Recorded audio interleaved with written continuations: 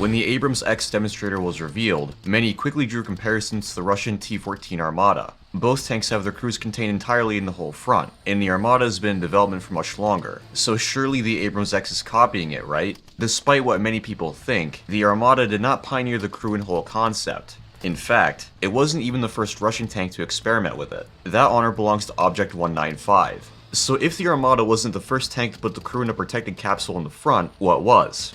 As far as I can tell, it would be the American M1 Tank Testbed, or TTB, which was developed to provide research for a speculative M1 A3. I figured it might be fun to take a look at its design and history, so let's jump into it. When the M1 Abrams was first introduced in 1980, the US Army recognized its capabilities could stand to be improved. The M1 was cutting edge and a potent machine, but the Army wanted to stay ahead of the curve. Threats are always evolving, so in order to counter them, tanks have to be constantly improved. From observations made during the Yom Kippur War, the Tank Automotive and Armaments Command, TACOM, recognized that tanks receive the most hits to their turrets. For American tanks, which emphasized fighting hull down from defilade positions, this was especially true.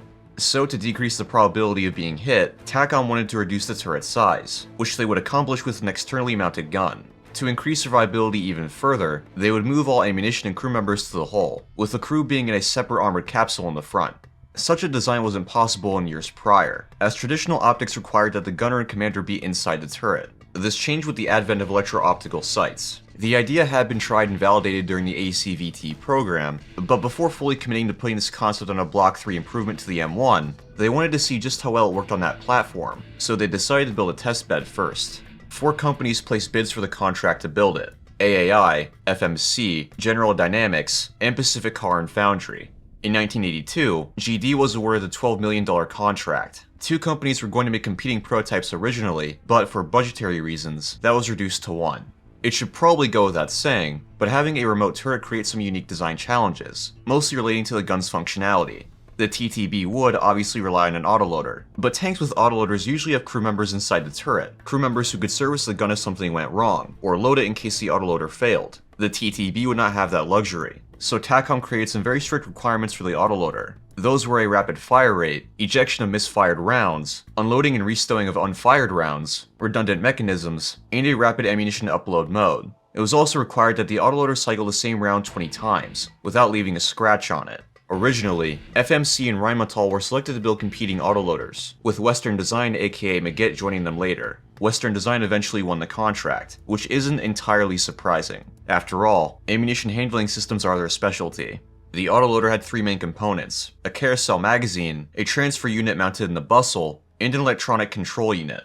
The carousel had 44 rounds in 2 concentric rings, with the rounds being stowed vertically. In addition to blowout panels, which would vent the explosion in case ammunition was hit, the rounds were also protected by individual armored canisters. According to Western Design, the magazine could be modified to hold 48 or 60 rounds. The maximum fire rate was 12 rounds per minute, or 1 shot every 5 seconds, but the sustained rate of fire was closer to 10 RPM. It incorporated a redundant actuator, so if one failed or was destroyed, the autoloader could still function, although not as quickly.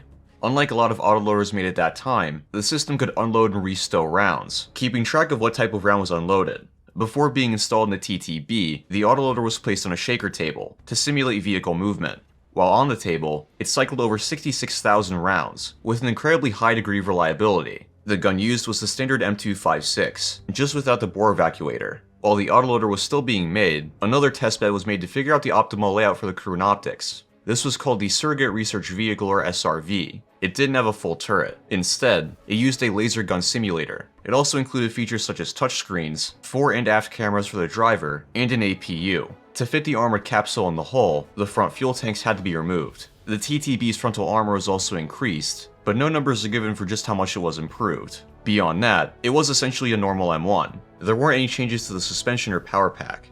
Since bulky turret armor was no longer needed, the TTB weighed around 15% less, putting it in the ballpark of 48 metric tons. For situational awareness, the crew had access to 3 electro-optical sights. 2 were mounted on the sponsons, while the third was mounted on the turret. To see what was happening through these sights, the crew had CRT monitors. Now you're probably thinking, if they remove the front fuel tanks, wouldn't its range be really bad? This was addressed in the next phase of the program, the Automotive Technology Demonstrator, or ATD.